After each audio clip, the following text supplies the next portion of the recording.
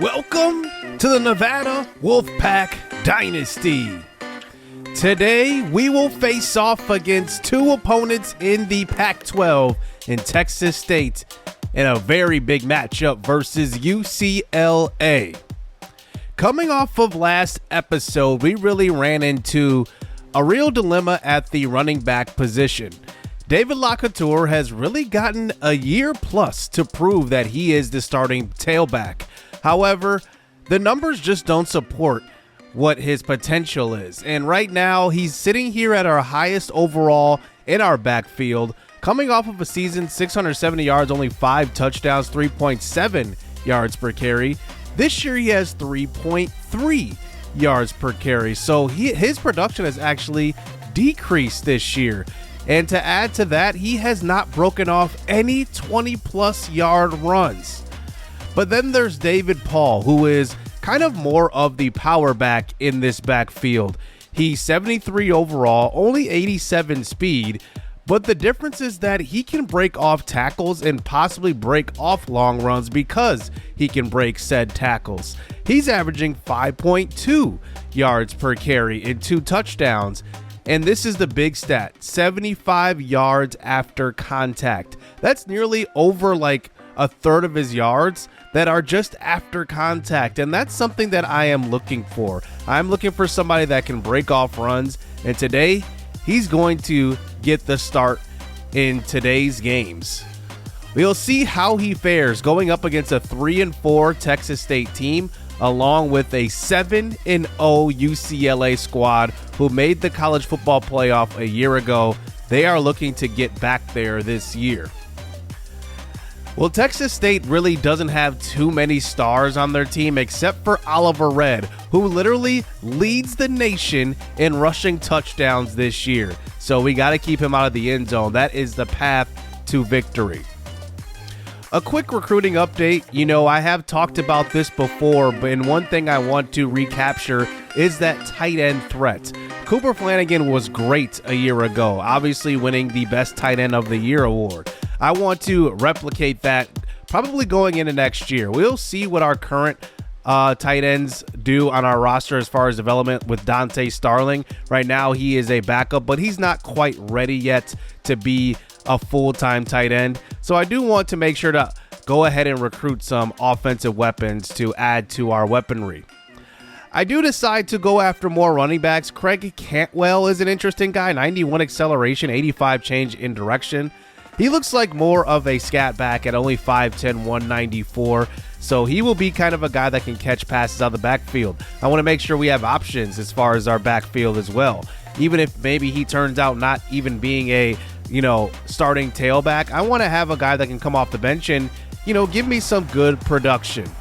So here we go. Let's get into game one of this Texas State matchup here as we are at home facing a 3-4 Texas State team.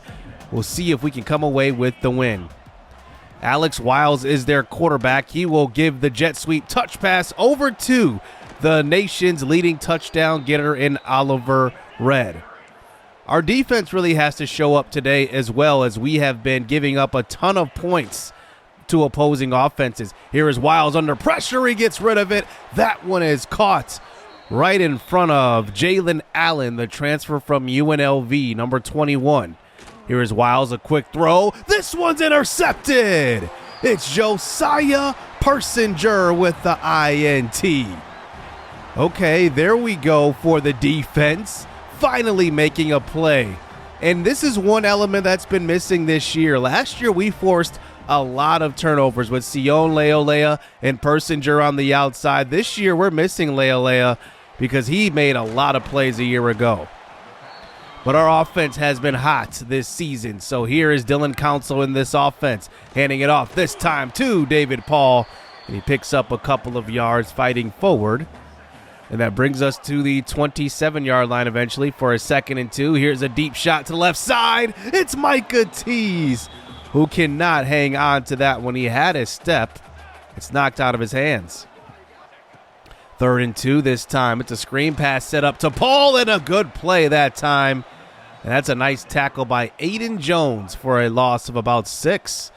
And we're going to line up to go for this one on a 4th and 7. We're just out of field goal range. Here's a throw to the right side. It's Micah Tease. He has it in his hands, and he cannot hang on. And Texas State takes back over after that drop, but we do get possession back. Here is David Paul, and he shot out of a cannon to the outside. He throws the stiff arm, and we'll get about a gain of 10. 2nd and inches now, back to the draw play. This time David Paul showing some patience behind the line of scrimmage and does pick up 5 yards.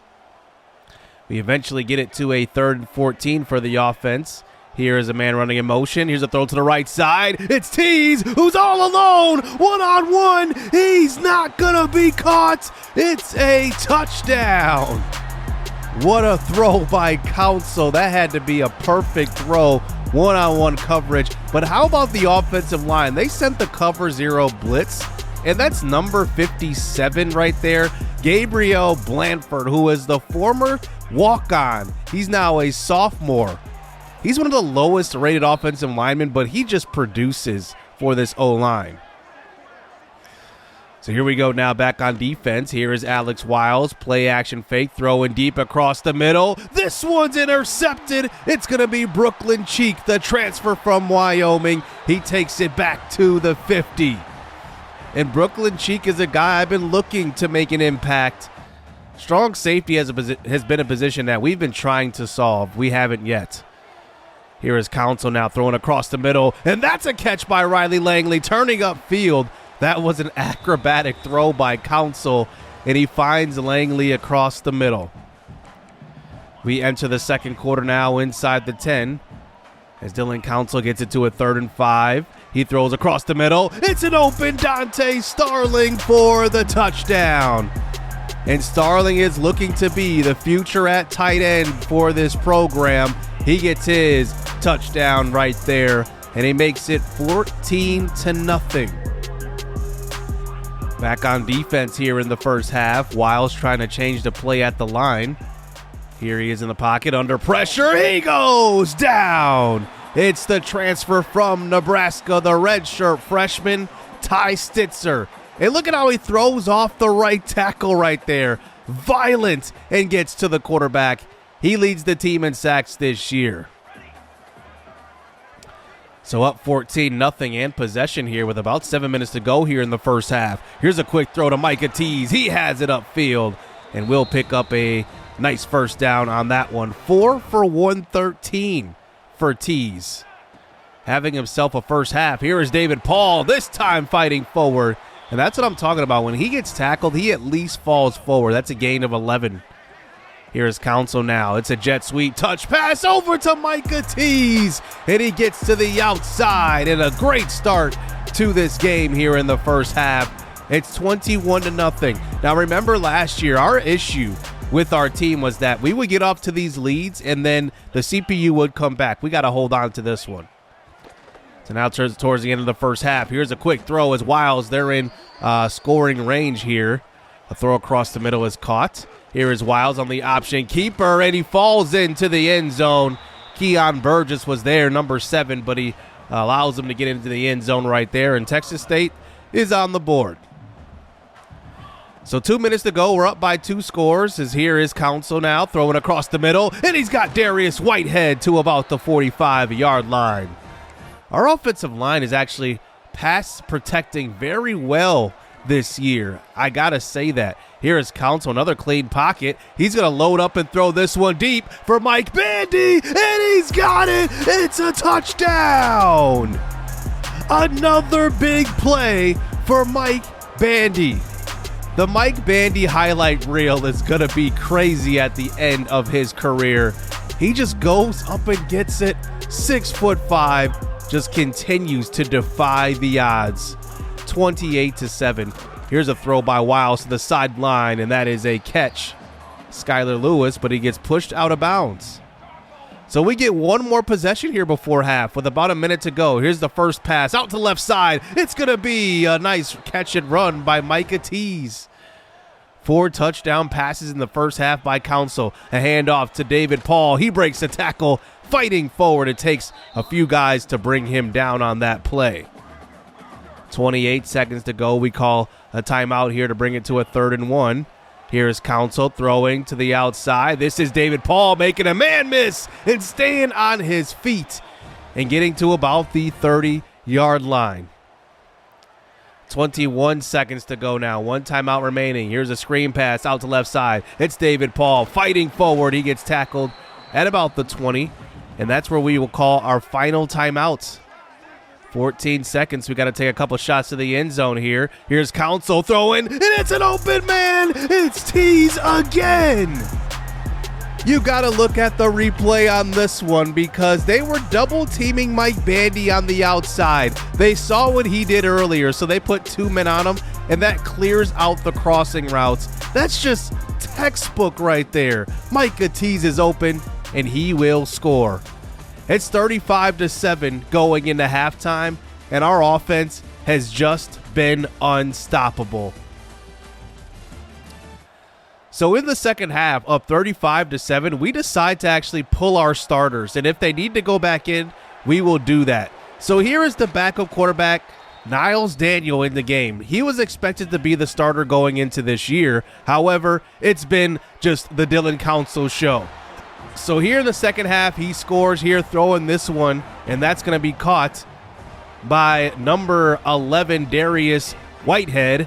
And it's now a 42-7 game. Fast forwarding on to later in the fourth quarter. Now up again. Here's a throw to the right side. It's going to be Rick Gaskin who will walk in.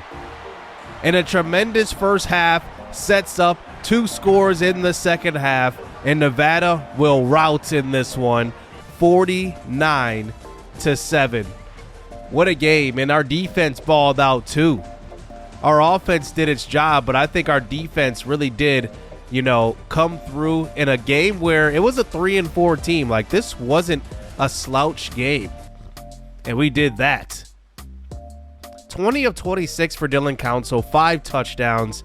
I mean, he just can't miss at this point. He's just playing tremendous. I'm thinking, who's been having the better freshman season? Was it Enrique D'Amico last year, or was it Dillon Council? I just have to say it's probably Dillon Council just because of the efficiency. The efficiency is there. He's not really turning the football over.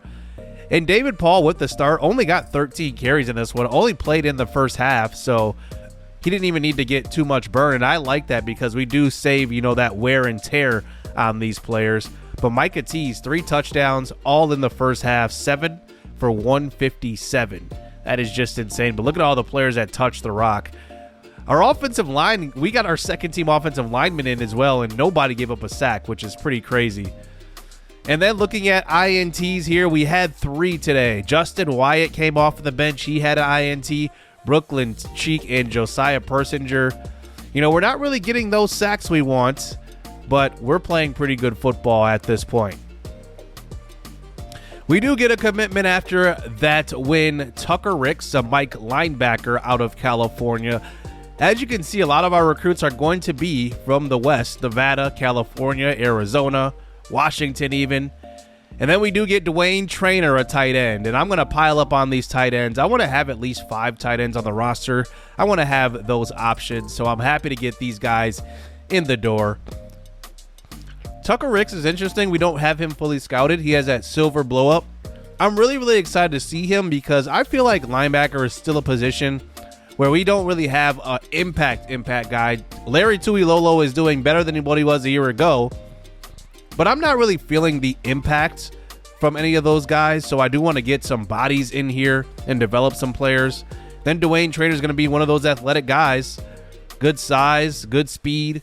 We'll see what he ends up being. Now that we have some points left over after those commitments, I'm going to fully unlock Craig Cantwell. And disappointingly, he's only 84 speed, but he's quick, 91 acceleration. He's going to be a guy that can catch the football out of the backfield. So I'm going to definitely still go after him and hopefully get him as a scat back. Now, one thing I didn't show in that Texas State game is that our kicker, Darren Bortles, has been awful this year.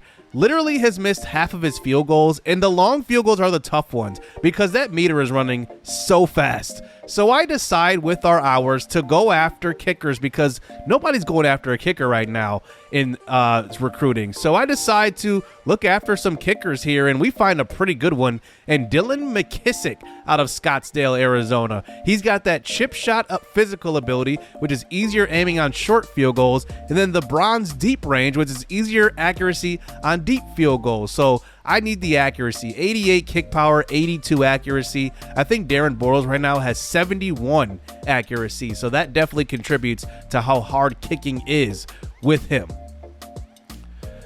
So let's get into the second and the marquee matchup here in this episode, and it is UCLA, led by the highest rated quarterback in the game right now, Nico Iamaleava, and he is going to be a Heisman candidate for sure by the end of the year.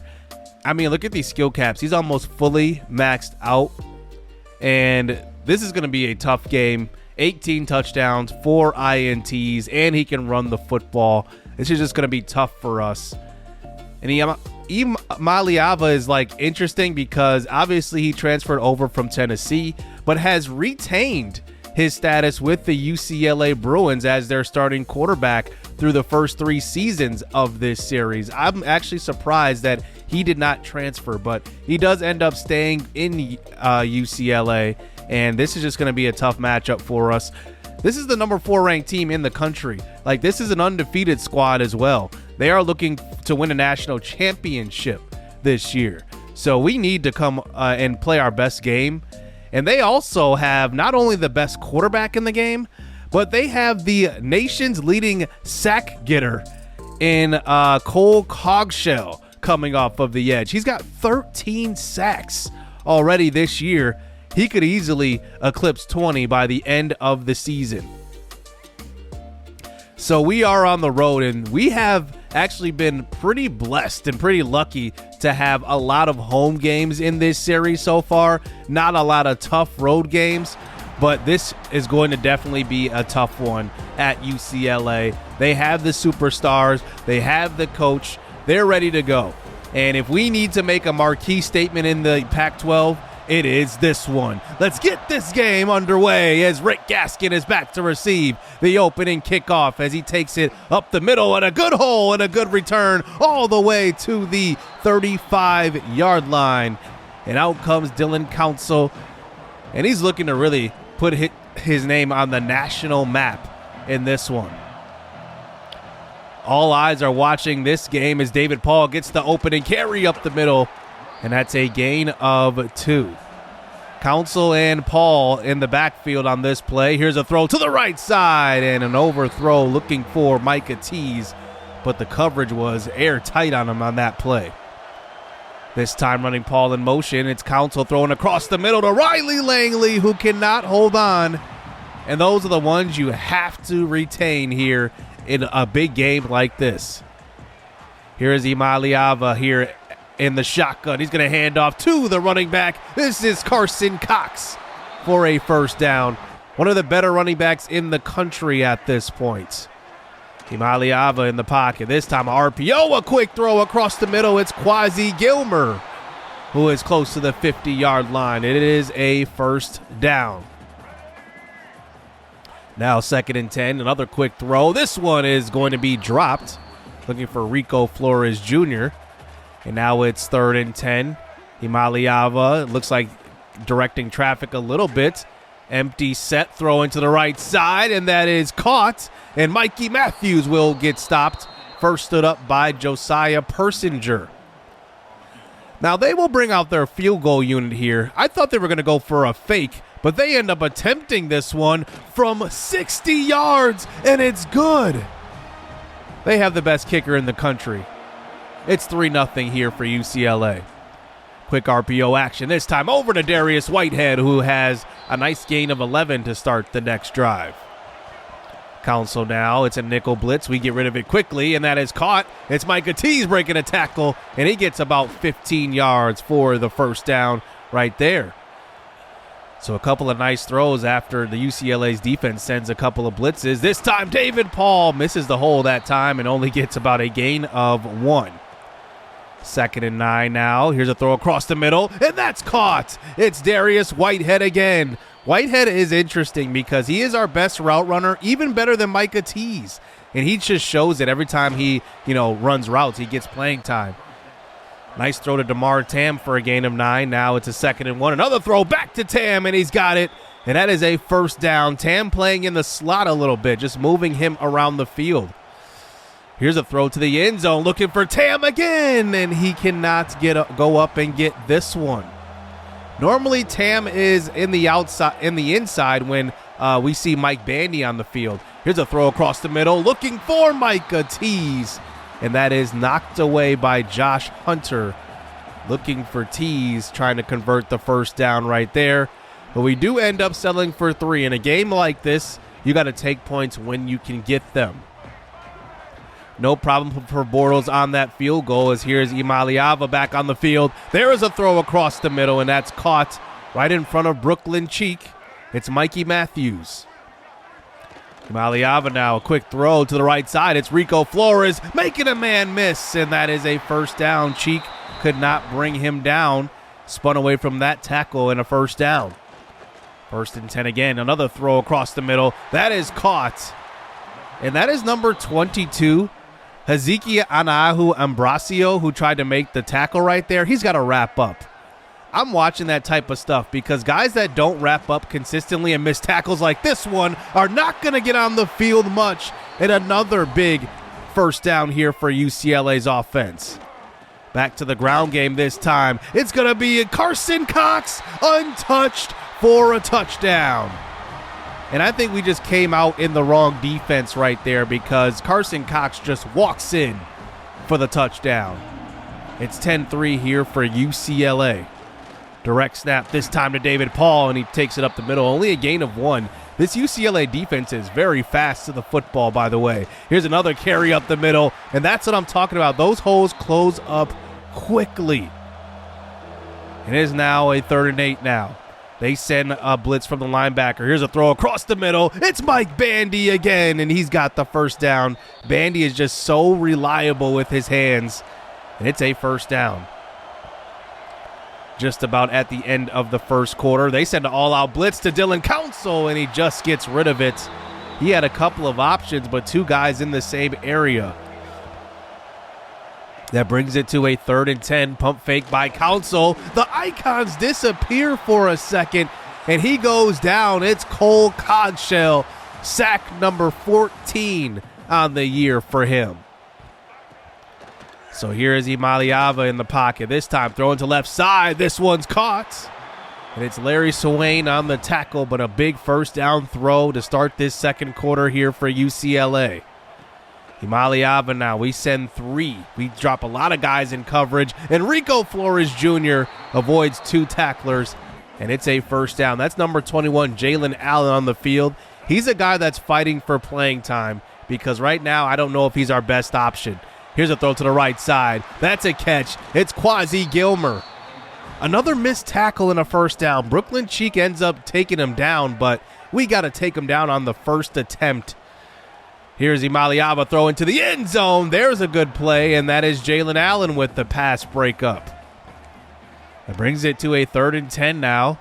Here is a middle screen call to the left side, and that one's just incomplete.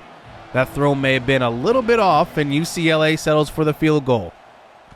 So here is Dillon Council on the field, and there is an open Micah Tease and a rare miss from Council. 2nd and 10 now. Here is Council throwing deep across the middle, looking for Tam, and that one would have been a tough catch.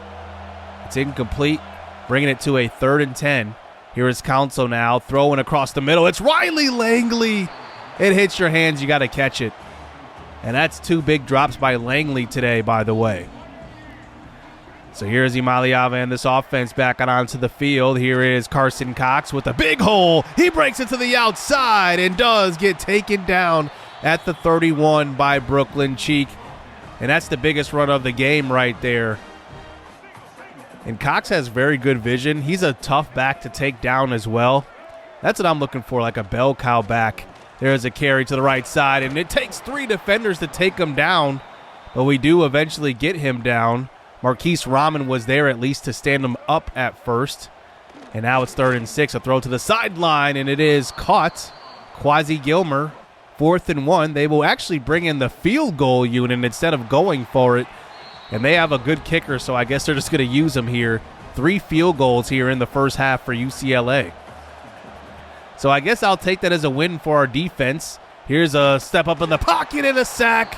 Dillon Council gets just destroyed on that one by Vic Burley. He had a man open but couldn't get rid of it. It's a 3rd and 13, and it's knocked down by the defense. And we will have to punt it back to UCLA's offense before halftime. Just over 3 minutes to go here on this one. Here's Carson Cox with a big hole and a missed tackle once again by Jalen Allen. He's got to get better at tackling. Here is Iamaleava this time. It's a read option keeper, and he's all alone. Iamaleava making a man miss. It's a touchdown. And UCLA, maybe the score isn't a blowout at this current moment, but they have been in scoring position every single drive this game, it seems like. 2 minutes to go here in the first half. Here's a short throw out to DeMar Tam, and that one is dropped. Knocked out of his hands, and now it's a 3rd and 9. UCLA's playing like this prevent defense, only rushing 3 too. So we come out here and rush David Paul out to run a route, and this one is going to be caught. An easy short throw here for the offense. That's a first down. So officially 2 minutes to go. Here's David Paul with the carry. And we're going to lose some yards, and it looks like it's a penalty on Book, the left guard. So 1st and 19. They're playing this prevent defense again, so we're just going to throw it short. It's Tam again, and he gets all of that yardage back, a gain of 21. So 2 easy first downs here on this drive. Here's a throw to the right side. It's David Paul fighting off a defender, and it takes 3 guys to bring him down. 1:36 to go here for Council. This time in the pocket, tries to step up, and eventually runs out of time. It's Brett Berry on the sack that time. More of this prevent defense again for a 3rd and long. 1:10 to go here in the first half. Here's a short throw. It's intercepted by UCLA. Oh, my goodness. We had open guys on this play, too. This was just a bad decision here by Dillon Council. As you can see, Mike Bandy's going to be wide open on the dig across the middle. And we had the time. We just couldn't have the patience on that play. And we go to Riley Langley, who has dropped 2 passes. That's just a bad throw. So here is Nico Iamaleava this time at halftime, just breaking off a big run, eventually falls down at the 13. That was lucky. And UCLA calls the timeout. They're trying to put all the points on the board for the first half. Here's a throw to the right side. They had an open slant route for the touchdown to Quasi Gilmer on that play, but they elect to go short and kick another field goal. So UCLA has piled on the field goals, and it's 26-3 going into halftime. So here in the second half, Iamaleava has been in control today. They choose to hand it off this time to Carson Cox. And another missed tackle. It's Larry Swain this time. Keon Burgess eventually runs him down, but it's a first down. We have not seen much of an impact, speaking of Keon Burgess, from him. And the freshman from Nevada really has to step up here in the second half of the season and make an impact if he wants to keep his playing time. It's now 3rd and 8. We have 3 down linemen on this one. Broussard, Keon Burgess, and Ty Stitzer. We only rush 3. Here's a throw to an open man on the outside. It's Mikey Matthews for the first down. And we literally rushed 3 on that play to have more in coverage, and they still do that. Now we blitz, and there's a quick throw to left side. That one is caught for another first down for this UCLA offense. We're trying everything to stop them, blitzing them, rushing 3, rushing 4. Nothing seems to be working. Here's a quick throw. This one's caught by Flores inside the 5. And that's Tui Lolo there on the tackle, bringing it to a 3rd and goal. At the 4, can we get them to settle for another field goal? Iamaleava takes off, and we will allow the touchdown on the cut tackle by Ambrosio, and they will get in.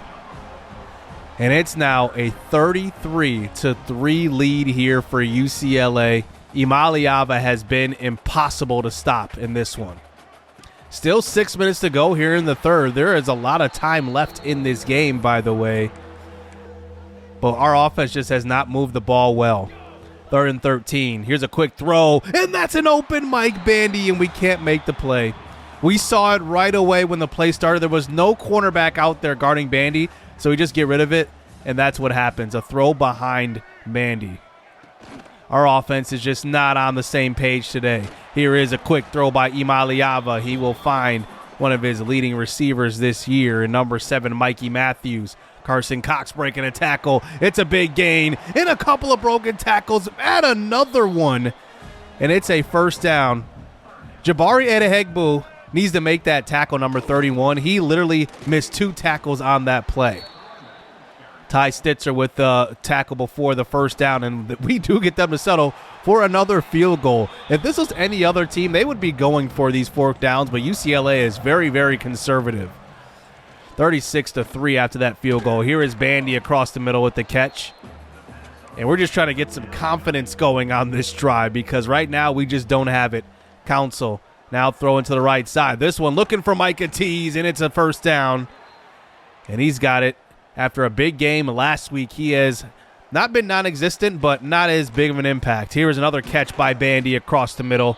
That is a first down. That will take us into the 4th quarter. Some weird lighting here to start the 4th, by the way. This was very odd to me. Must be a bug in the game. But here's a throw to left side. It's teased down the sideline. Tackle eventually at about the 30. The light adjusts a little bit here on this play. Here's a quick throw. It's teased again. Going to him quite a bit now, trying to get him involved. Sometimes you just got to force feed your best player. Here he is again. It's a jet sweep. Only a gain of 2, but he picks up enough for the first down. 5 for 59 today for Tees. Definitely a subdued performance, even though 5 for 59 isn't bad. Not his normal standard. Here's a run up the middle. It's David Paul fighting forward for a gain of 5. Nice drive put together by the offense. Another quick throw. It's DeMar Tam. And these short little plays here are really working on this drive. It's a 2nd and goal now. RPO action and a quick throw to Tees. He does hold on to that catch, but tackled right there at the 4. It's now 3rd and goal. Here is Council throwing short to David Paul, and he cannot hang on. And now it's 4th and goal. So this long drive, a lot of plays on this one. Comes down to this. Pressure. It's incomplete. UCLA's defense, when they need a play, they've been making it today and making it very tough on our offense. Here is Iamaleava on the next drive. Read option, and he puts it on the ground. It's picked up by Larry Tuilolo for the touchdown. Who would have thought our lone touchdown today would be a defensive scoop and score? Wow. And that's Josiah Persinger, really the only guy in the secondary seemingly making plays this year. So here we go, one final drive here with 4 minutes to go. Here's a late throw, and it's intercepted by the defense. Dillon Council just not on his A game today when he needed to be. It's a 36-10 rout here by UCLA. And it was just one of those days today. UCLA played like a top 5 team. And we played like a team that's new to the Pac-12. This was maybe our welcome to the Pac-12 moment here. Iamaleava one last time will keep it on the read option, and he gets in for the score. And they will dominate today. This Nevada team is definitely humbled by this loss for sure. And Iamaleava, well, played like a 98 overall quarterback and probably should have been a higher score if they wouldn't have settled for as many field goals. But it ends up being 43-10 in this one. And it doesn't look like UCLA is playing any games this year here in the Pac-12. And I think games like this really do put things in perspective and really, show us where we're at as far as, eventually being a championship caliber team, especially in the Pac-12 where we're playing teams that are ranked. And it's not every week, but in the Mountain West Conference, we never played ranked teams. in conference, except for, we did have UNLV, who was ranked for a little bit, but even they were ranked because they were beating up on a lot of lower teams in our conference. But now we have these legitimate teams who are beating up on good teams like UCLA, USC. Boise State is also still in this conference. So we really have to take this loss on the chin and really get better from here, because like I said, I think the defense has been a big problem this year. We need to do better in recruiting, and I think that developing players is definitely going to be a must, and retaining players in the transfer portal, really focusing on developing these guys, because when we recruit them, they're obviously going to come in as lower overall, but I think the development is really going to be the key to building a championship caliber team. We do have some guys that are threatening to transfer as well, so we do want to keep an eye on that. We do get a commitment from Kai Thrash, who is another Henderson, Nevada commit. We've had quite a few of those. Henderson, Nevada is going to be a city that seems like they're going to produce a lot of players for us. Because remember, Keon Burgess is also from Henderson, Nevada. Kai Thrash also comes from Henderson, Nevada. Now, I don't know how good he's going to be right away. He's 6'2", though. He's only got 81 acceleration, so I think his speed is definitely going to be something that we're going to have to develop. Craig Cantwell, we do move up on the board for him, so I'm going to continue to go after him. I have him ranked number 7 on the board right now, but we do get some bad news. We get locked out of this recruitment with Josh Square. Now, I'm actually very, very surprised by this, though. Josh Square was a 4-star prospect who was on our recommended, so our scouts ended up finding him. And he's from Nevada, and we were number 3, but I'm surprised we did not get into the top 2, but I guess he wanted to go to a bigger program. Our number 1 recruit, Fabian Brisker, is still here on the board, and we have officially surpassed Cincinnati, so we're going to do everything to get him in the door. Fabian Brisker is a 4-star running back, 91 speed, 92 acceleration. I just need a impact back, and he kind of looks the part right now. And right now, that's why I have him ranked as the number 1 recruit on our board. I think some changes are coming here in the secondary. I don't know what they're going to be, but I'm going to be trying out some guys in and out of the rotation at cornerback. Josiah Persinger and Armstead are probably safe. Armstead had a really good season last year, but maybe I need to evaluate Armstead too. Jackson Burton is a guy that was on the original roster when we started, and he has not really gotten any playing time, but his one thing is that he's only got 85 speed. So I can't really put him on the outside. He's going to get burnt. So he could get some playing time in the nickel. So it's somebody to look out for, but I think some changes on the defense will be coming. So hit subscribe, hit that like button. We're 2-2 here in conference play. We have, I believe, 4 more games left here in the Pac-12. And we play Utah State next episode, starting it off. And then I think we play Boise State, so that's going to be interesting. Hit subscribe, hit that like button. I hope you guys enjoyed this episode. Stay tuned. Let's get it. Let's go.